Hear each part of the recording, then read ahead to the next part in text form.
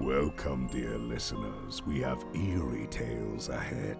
You'll be lured into the realm of nightmares filled with fear and dread. We'll ease you in with laughs, but you mustn't be misled. Be wary, you've been warned. Don't listen before bed.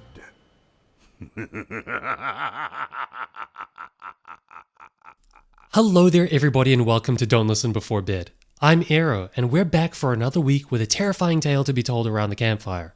But this week, we've got a very special guest. I've brought one of my best friends, Typho. How are you, dude? I'm doing really good. I'm so excited. Yeah, this is the first episode that we've got a special guest. Now, I need to make a note. Unfortunately, Ari's feeling a little bit sick this week, so he's going to be out for the week, and that's why we've had to sub in one of our other good friends, Typho, Captain Typho. Ty, you've got so many aliases. I don't know which one you go by these days. Which one is it? Ty or Typho works, whatever. Yeah? Yeah. Sure. Sounds good. I first met Ty in the community for Ari on his Twitch days back when he was live streaming every single day. And so we're both fans of Ari, which just makes it so funny because it's the trifecta of this friendship. Yeah. And now we're podcasting together. So I think that's pretty damn cool. Yeah, it's what dreams are made of, really. It's just made of friendship. That's what dreams are made of. Yeah. How have you been? What's been going on in your life? I know there's a certain game you've been playing a lot and you've been telling me I need to play it as well.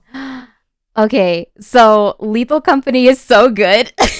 Lethal Company, nice. Yes, it's like Looney Tunes humor meets genuinely kind of creepy, Alien Isolation-esque gameplay. I think you'd really like it. We have to play sometime. Because I knew I was going to be talking to you today, I intentionally only read the description of it, but I still haven't actually played it or understand how the mechanics go, other than it being a scavenger hunt and the company. So tell me, what is it? What do you do?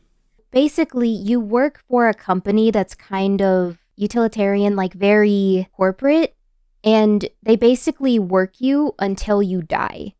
So there's an underlying plot to it that I think you'd actually really love diving into.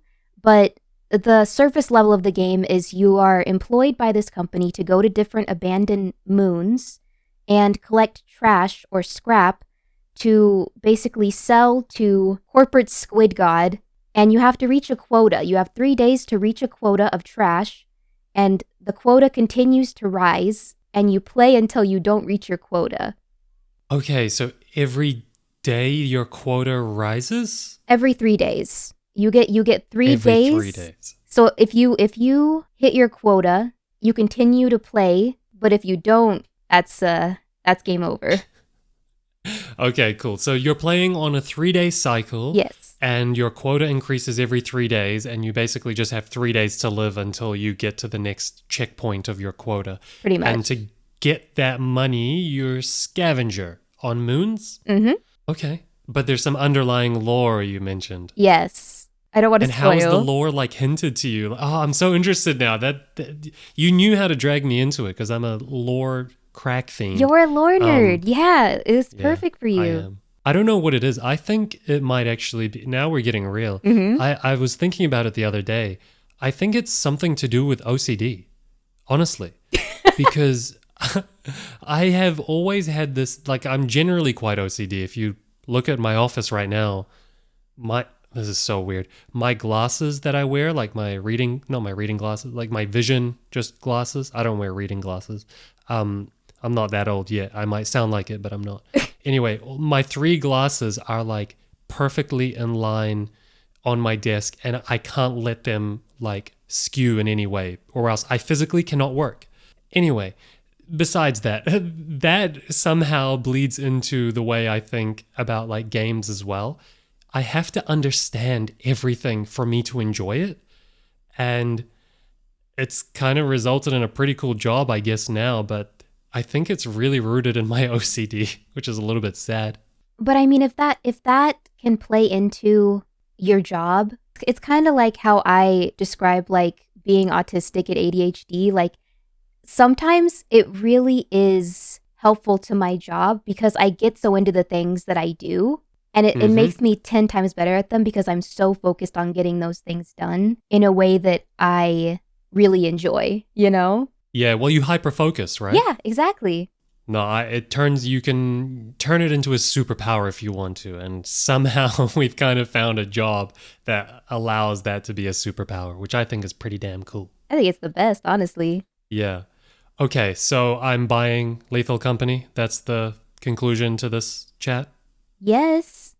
You have to do You're- more videos on the plot, the hidden lore. So I didn't like genuinely up until you just mentioned it now. I thought it was going to be like Among Us, you know, where there's no lore. I mean, is there lore in Among Us? I don't know, but I assumed it was just going to be a pretty basic game. But it sounds like there's actually a little bit of a deeper story to it. How is that? Like, what hints do you get for that? Is there like notes and stuff, or is it just like context? Yes, so there's hidden notes, and I think I've only found like one or two, and then there's a little hidden area in a certain part of the map that I won't tell you about because I don't want to spoil it for you, but it's hinted that you can actually try and do something to topple the company. All right, okay, no, you know exactly how to like get me into it. I have another friend who's playing it right now, and he's been begging me to play it as well, and he might have actually hear this, and I feel really bad to say this, but you know, his selling point has been like, dude, the clips are amazing, it's so funny, blah blah blah, and I'm like, yeah, sure, all right, but now what you just mentioned, that there's a deeper story and it relates to toppling the corporation that you're working for, the what is it, Tentacle Cthulhu, Yeah, the CEO corporate or tentacle whatever. god, yeah. Yeah, tentacle god, eldritch being, whatever. I'm pretty hooked. I'm really hooked, actually. Okay, I'm definitely going to be playing this. I'm so excited. Yeah, let me know. And how many I'm gonna people be get in to the play? lobby. So it starts out as 4 players, but there's mods where you can actively get bigger lobbies. That's what I invited you to. The bigger lobbies yeah, that we're yeah, yeah. having. It's pretty versatile player-wise. It's really what you Right. want.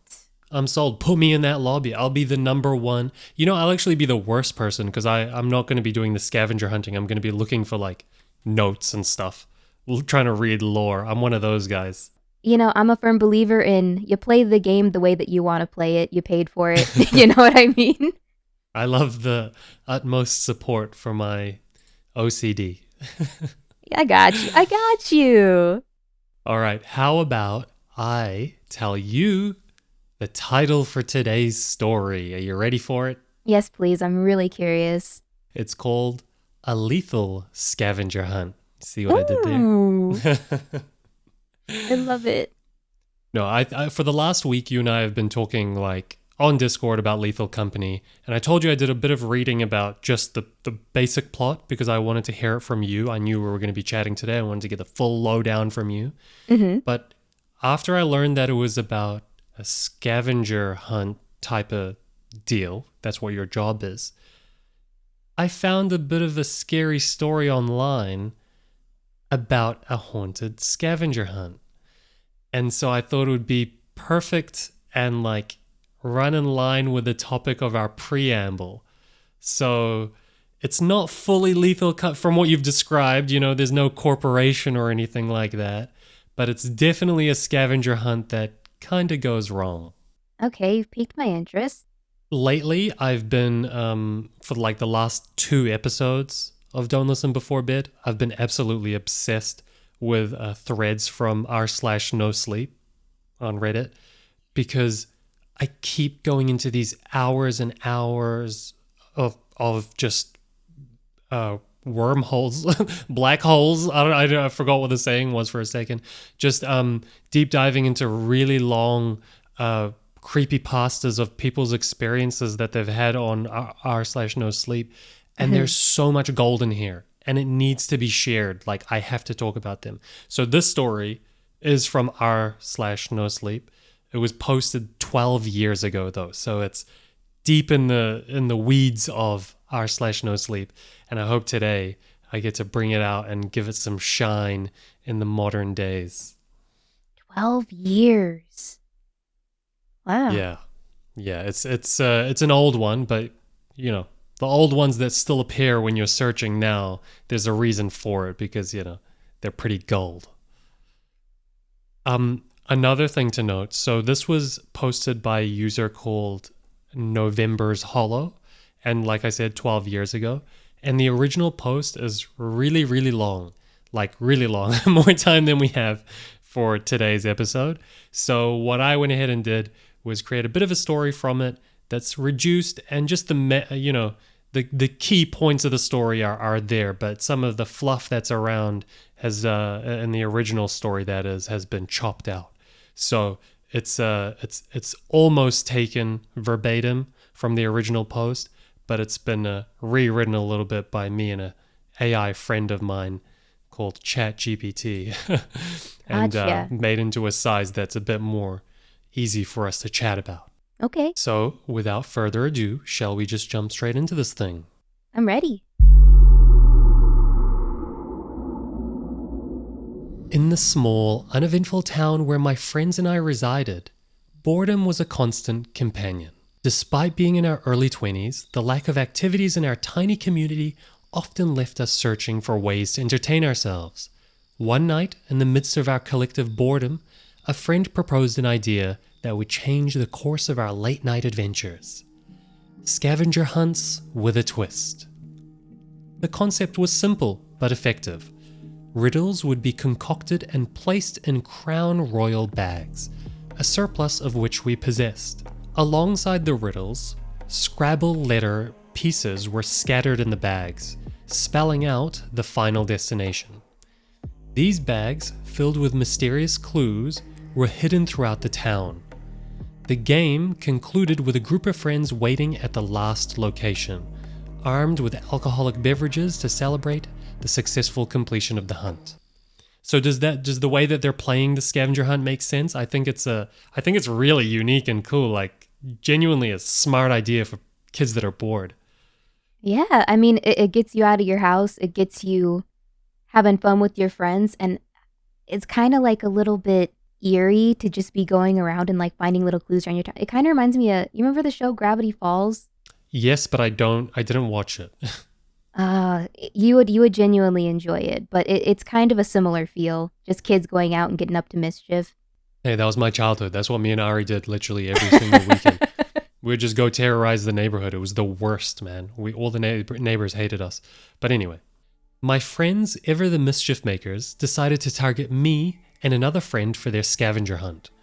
The evening took a turn when our final destination turned out to be the cemetery just outside of town, set for midnight. Unfazed, we embarked on the airy journey, walking through the silent graveyard until we reached the back, where cement coffins were stored. Though nothing particularly frightening occurred, the experience set the tone for future scavenger hunts, ones that would lead us to progressively creepier and creepier places in the dead of night.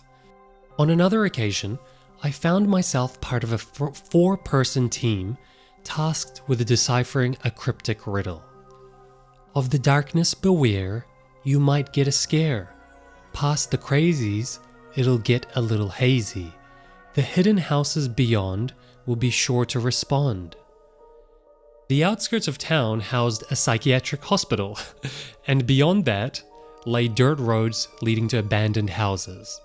None of us had explored this area before, making the adventure all the more enticing.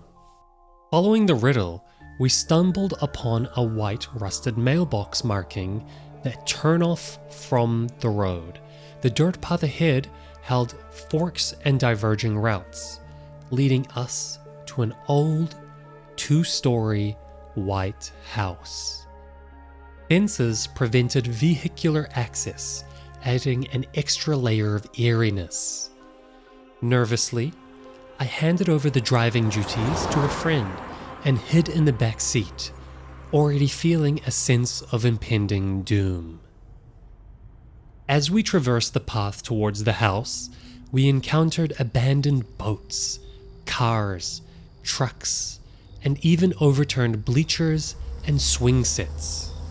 The atmosphere grew increasingly unsettling, and my initial fear transformed into panic. We reached a point where my friends, equally frightened, opted to abandon the safety of the car and walk to the house together. Within 15 feet of the porch, the flashlight revealed our last clue: a black Crown Royal bag hanging from an upside-down cross. Terrified but determined, we inched closer, only to be startled as doors and windows of the house began slamming open and closed. A collective scream erupted, and we sprinted back to the car, leaving the haunted house behind. Alright, now that we're halfway, what do you think of the story so far? I would be terrified that went south so quickly. I'm dead. I would be dead. I wouldn't be terrified. I'm already dead. Oh, wow. First of all, I love that they came up with that, like that riddle, gold. Like I can't come up with that, and I'm in my 20s, but you know, genius from these kids. Yeah. Alongside coming up with the game in the first place, like kudos to them. But taking it this far, going to a point where like, because most of from you know reading the original post and the context clues that I got, they were pretty much in the safety of their car at most times. They didn't have to get out too far or walk or traverse too much. But this one, they knew they could only get to the bag if they left their cars, and it's like in the middle of the night. So, genius level, terrifying, setup. Would you have gotten out of the car? Hell no. No, I wouldn't have gotten out the car. I would have been in the boot of the car. I would have even got. I don't even want to look outside. No, Real. I'm not crazy, man. And I would have been holding hands with everyone. I would have been like, I have to be in the middle. You know when you walk in a line? I'm not Yes. first or last. I'm smack dab in the middle. Smack That's what I dab would in the do. middle. All right, so let's just jump back into this. Yep. As we sped away, the tension in the car was palpable, and none of us spoke for several minutes. Laughter eventually broke the silence, a nervous release of the adrenaline-fueled fear we had experienced. However, the bizarre turn of events had only just begun. In the midst of our laughter, we realized we had been driving down dirt paths for an unusual amount of time.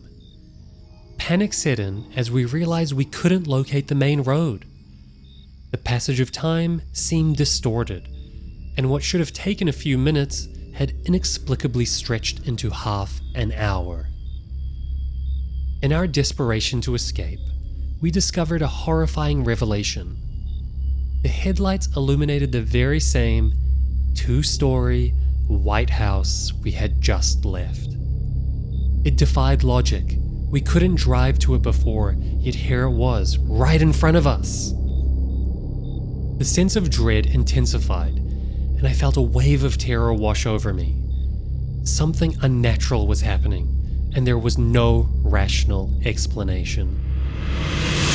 Time seemed to bend as we continued driving, eventually reaching the familiar white rusted mailbox we had passed earlier. Yet now, there was barbed wire fencing, an obstacle that hadn't existed before. Once again, panic set in, and we heard unexplained noises from every direction. A feeling of entrapment enveloped us as we plowed through the fence, leaving the haunted house and its bizarre surroundings behind. Finally, they do something that, like, I would do. I would just drive straight through. I don't care about road rules anymore. I'm plowing. No, exactly. I would not stop the car. I would keep driving forever. Yeah, I'll just run. I don't care. I'm running ghosts over. They're already dead. I'm not going to get charged for that. So, upon returning home, we shared the bewildering experience with the friends who orchestrated the scavenger hunt. Frustrated and scared, I demanded an explanation for why they had chosen such a terrifying location. However, their confusion mirrored ours, as they insisted they had not placed any clues at the abandoned house. To verify their claims, we retraced our steps to the location where we found the last clue. Lo and behold, the Black Crown Royal bag was hanging on the cross in front of my church, just as our friends had described. The realization hit us like a ton of bricks. The haunting adventure we had experienced was not orchestrated by our friends. It was a paranormal encounter that defied explanation. The scratches on the back of the car, reaching from the roof to the rear bumper, served as a chilling reminder of the inexplicable events that unfolded that night.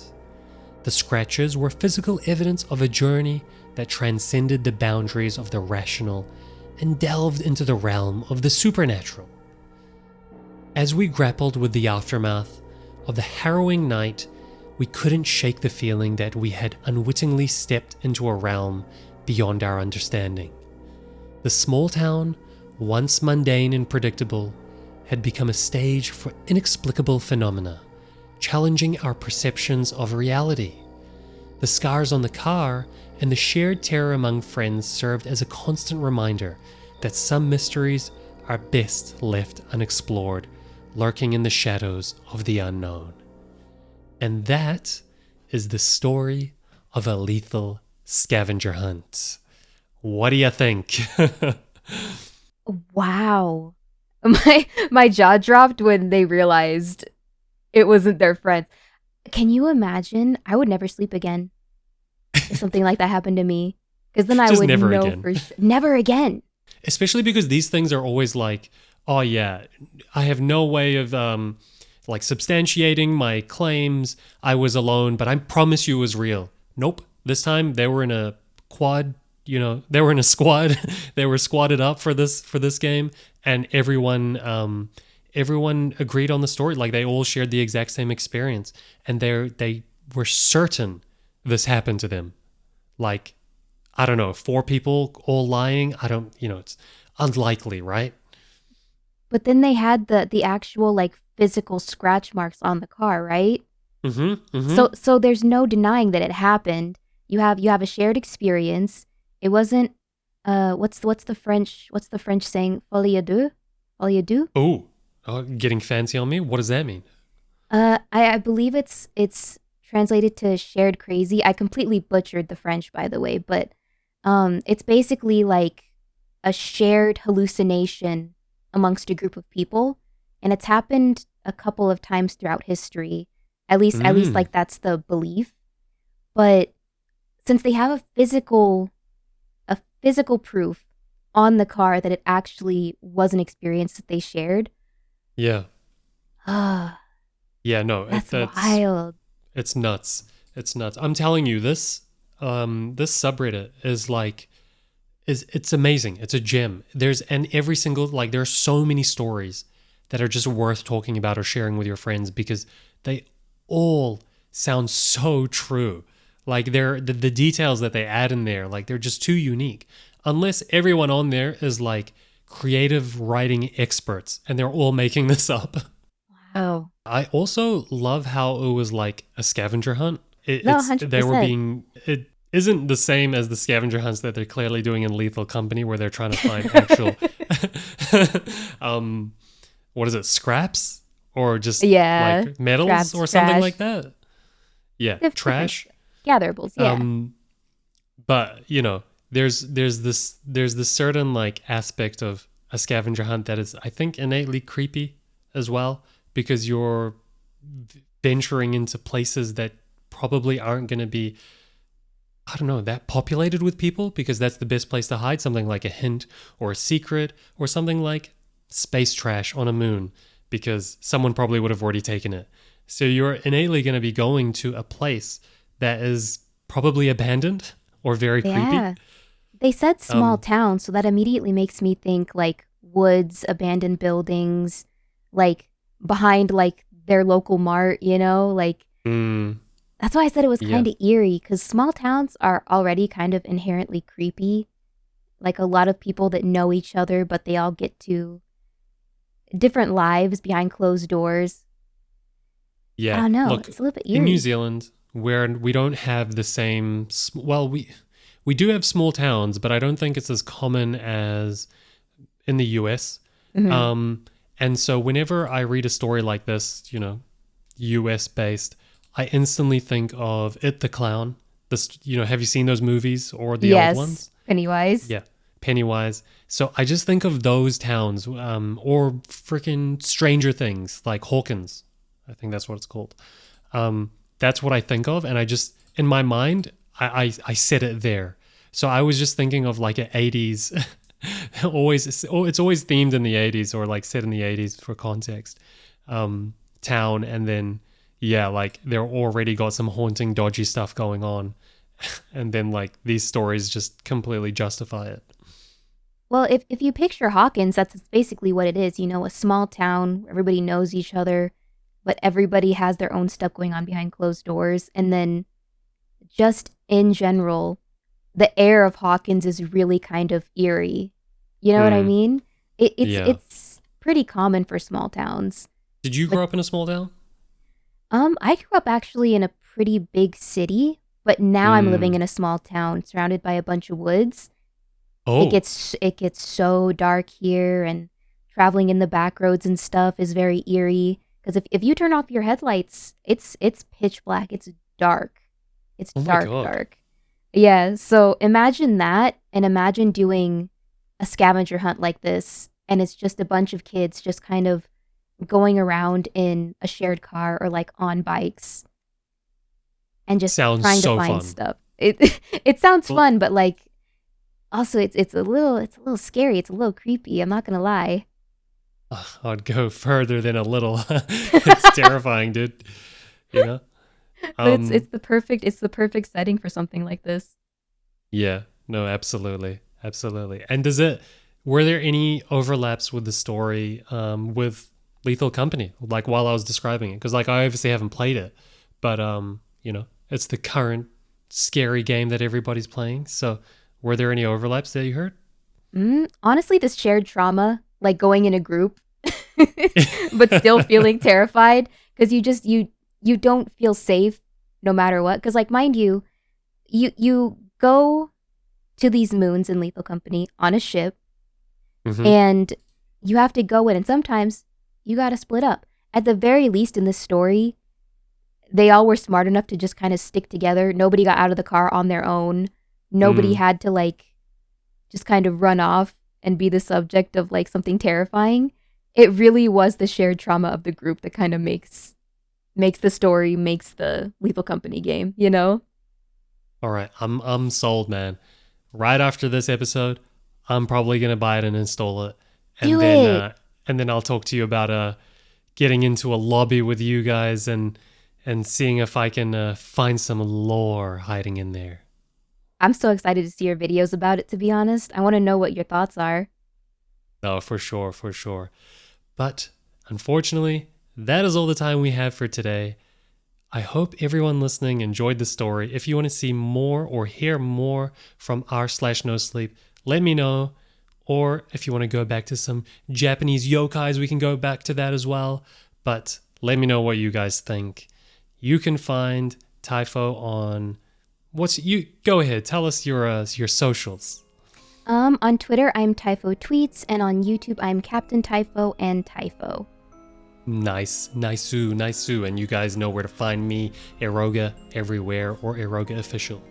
All right, that is all. See you later, everybody. Bye. Bye!